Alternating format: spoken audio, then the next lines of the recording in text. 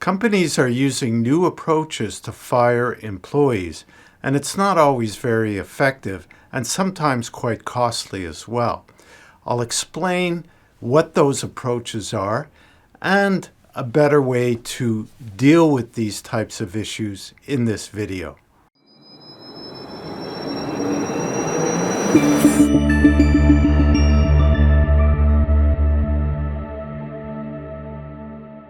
Hello, I'm Stephen Goldberg of Optimus Performance, bringing you practical tips and ideas on leadership, team development, and employee performance in the workplace. I was listening to a podcast yesterday from The Economist, and one part of it, they were talking about management approaches to firing employees.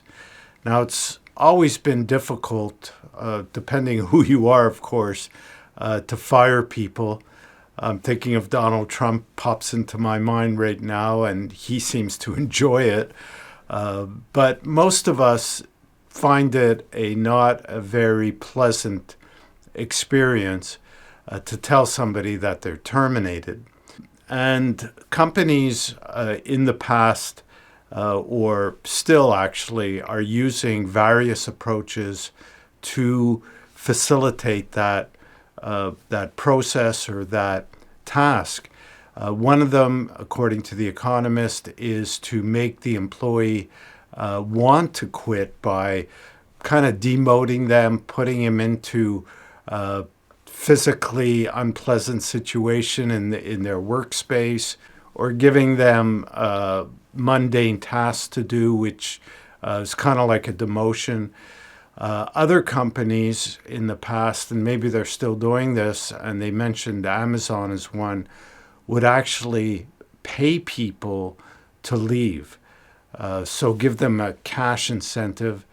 But they found that this was unproductive because as people got wind of that, they would just apply and get the job in order to look forward to getting that cash reward for underperforming. So that was a way to make extra cash, I guess.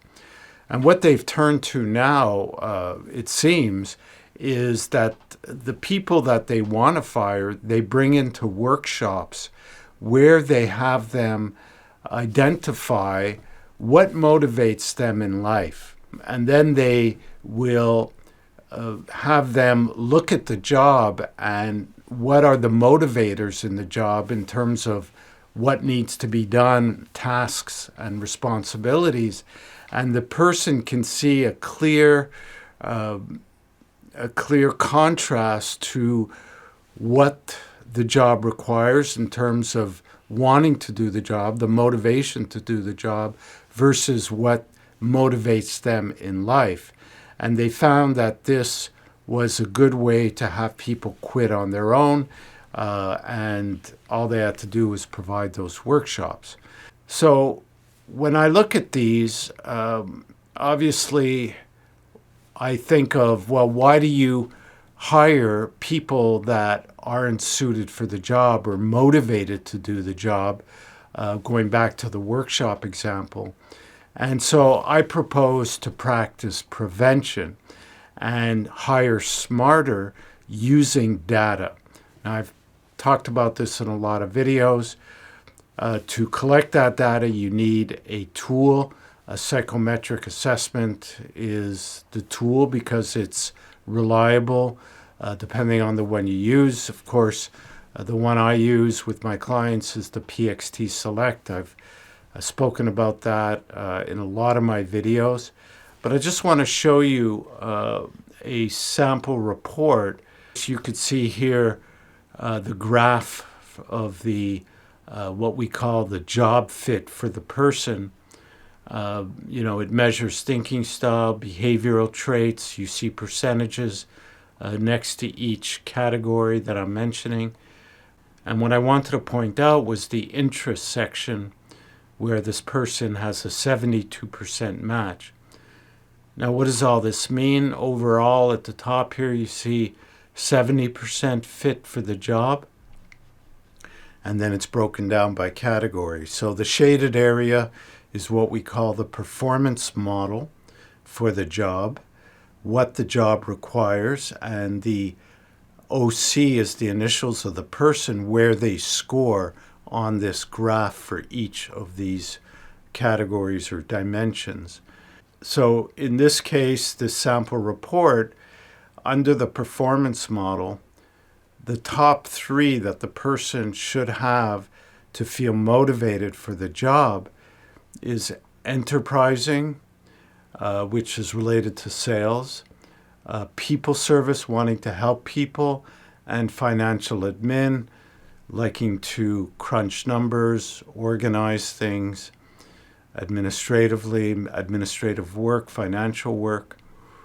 And on the left here, under Oliver, you see this person's top 3, which is technical, creative, and his third, it's financial admin tied with enterprising. So out of his top 3, the 2 that are tied is financial admin and enterprising, which equivalates to only 1 of the top 3 required for the job.